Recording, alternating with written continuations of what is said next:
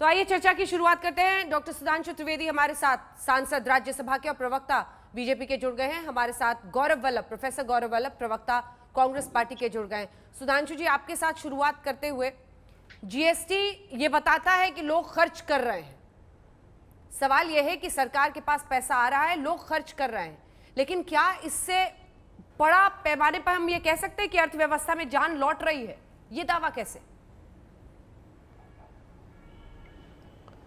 देखिए अंजना जी, सर्वप्रथम तो मैं आपको, गौरव जी को और सभी दर्शकों को आज धन्वंतरि त्रयोदशी की बधाई देता हूं, जिसे हम सब धनतेरस कहते हैं। जो समुद्र मंथन के समय भगवान विष्णु के अंशावतार थे, धन्वंतर जी प्रकट हुए थे, और कहा जाता है पात्र में अमृत कलश लेके, इसलिए आज सब लोग बर्तन खरीदने और वहां से अन्य चीजों को खरीदने की एक परंपरा रही है।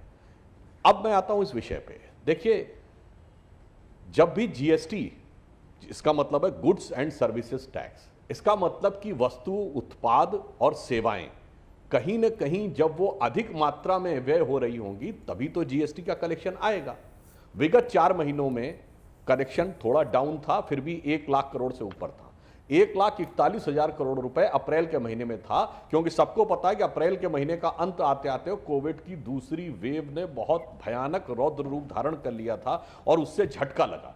उसके बाद ये पिछले 6 महीने का सबसे बेहतर औसत है, जिसमें कि 1,30,000 करोड़ आए। तो यानी यह संकेत दिखाता है कि कोविड की दूसरी वेव ने जो एक गहरा आघात दिया था भारत को, भारत की अर्थव्यवस्था को, उसमें से अब रिकवरी की यह शुरुआत हुई है। और हमें उम्मीद है कि अक्टूबर में 1,30,000 करोड़ दिखा है, दीपावली पहले सप्ताह में है नवंबर के, तो हो सकता है नवंबर के आंकड़े जो आएंगे वो और बेहतर होना चाहिए। तो मैं इसे अर्थव्यवस्था की सुधार या रिकवरी की दिशा में एक सकारात्मक संकेत मानता हूं। अच्छा, वो आप सोच समझ के संभल के बोल रहे हैं। मेरा सवाल तो एक छोटा सा सवाल गौरव जी उनसे और है, ये अच्छे दिन आ गए तो नहीं दावा करिएगा अभी से, क्योंकि महंगाई की मार भी दूसरी तरफ लोगों को इतनी परेशान कर रही है कि उस पर लोग सवाल पूछेंगे कि जीएसटी ठीक है, आप कमा रहे, लोग खर्च कर रहे हैं, लेकिन सवाल है कि महंगाई की मार तो लोगों को परेशान कर ही रही है ना सुधांशु जी?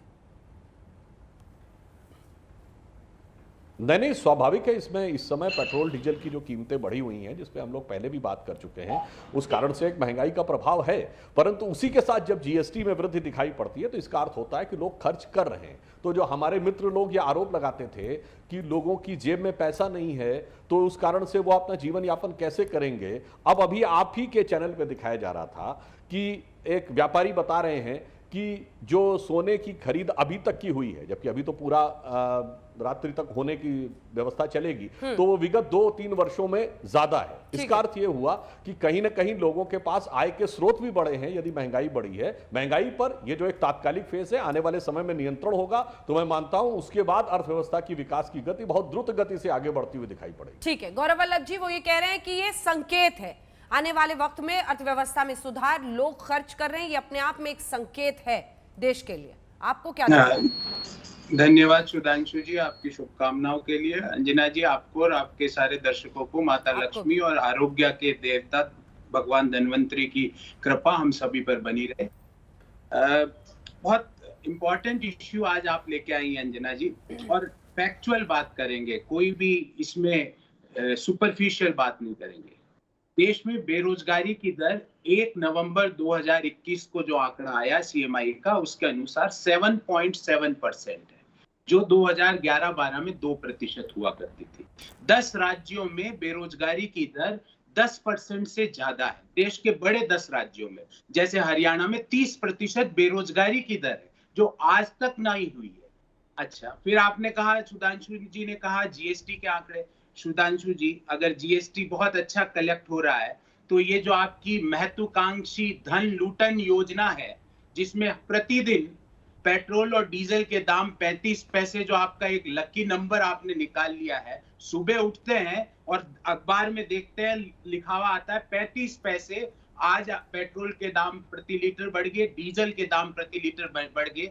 जब जीएसटी में इतना ही आपको पैसा मिल रहा है, आपके इतने बड़े टारगेट्स अचीव हो रहे हैं, तो इस धन लूटन योजना को आज धनतेरस के दिन भी आपने लागू किया। अरे प्रभु, दिवाली ब्रेक तो ले लेते, दिवाली की तो छुट्टी मना लेते 3 दिन की। आज भी धन लूटन योजना के तहत पेट्रोल के दाम 35 पैसे से बढ़े।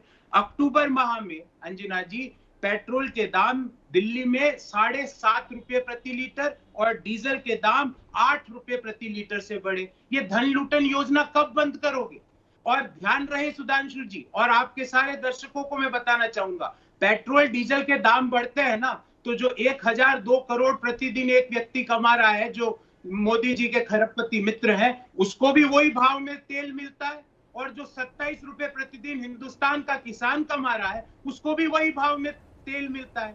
तो आप सब लोग पेट्रोल और डीजल पे excise duty is regressive in nature, मतलब वो निम्न आय वर्गीय लोगों को, मध्यम आय वर्गीय लोगों को ज्यादा चोट पहुंचाती है, और आपके मित्रों को जो 1002 करोड़ रुपए प्रतिदिन कमाते हैं, उनको कम चोट पहुंचाती है। तो आप मुझे इसका आंकड़े का जवाब दीजिए कि ये बेरोजगारी की दर क्यों आपके आंकड़ों से नहीं संभल रही।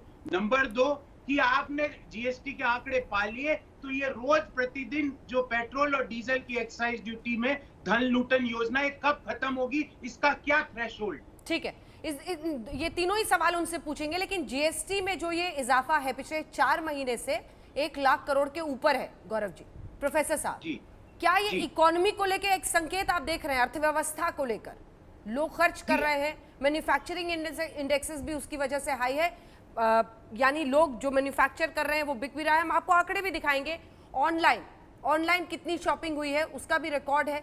इसी के साथ हम अलग अलग जो पैरामीटर्स है, कार्स कितनी लोगों ने खरीदी है, वो सब दिखा रहे हैं। क्या आपको लगता है कि अर्थव्यवस्था एक सुधार की तरफ है, लोग कम से कम खर्च कर रहे हैं?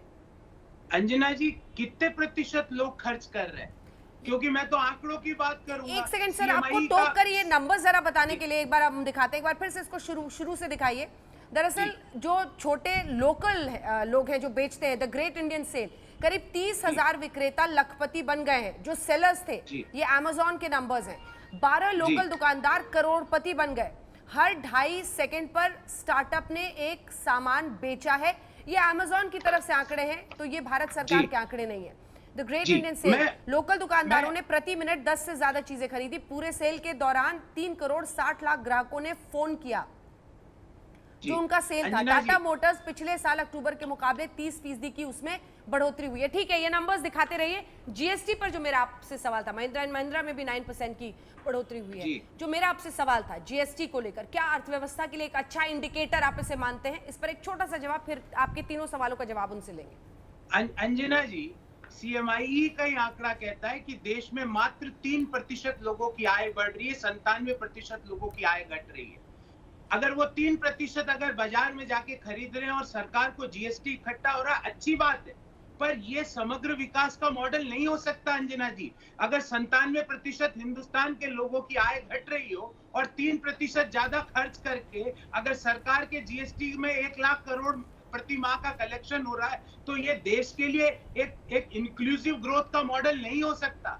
आप जब गैस का सिलेंडर, अंजना जी, कल कॉमर्शियल गैस का सिलेंडर 2000 के पार पहुंच गया, और जब कॉमर्शियल गैस का सिलेंडर 2000 के पार पहुंचा अंजना जी, तो आप, मैं या कोई भी और व्यक्ति या मोदी जी के खरबपति मित्र जब मिठाई लेने जाएंगे तो दाम तो एक ही है, क्योंकि मिठाई के दाम बढ़ जाएंगे। जब हम नमकीन का पैकेट लेने जाएंगे दाम तो बढ़ जाएंगे। अगर हम समोसा लेने जाएंगे, कल रूप 14 से, परसों दिवाली है, दिवाली में समोसा लेने जाएंगे तो दाम तो बढ़ जाएंगे। तो मेरा ये कहने का मतलब है कि ये इंक्लूसिव ग्रोथ का मॉडल नहीं है, बेरोजगारी अपने चरम पर है। और अगर मैं ये मान लूं कि सरकार की बम हो रही है, जीएसटी अपरंपार हो रही है, तो ये पेट्रोल डीजल गैस पे जो लूटन योजना है, इस लूटन योजना का अंत किस अंक पे होगा? सुधांशु जी देश को और मुझे अवगत कराएं।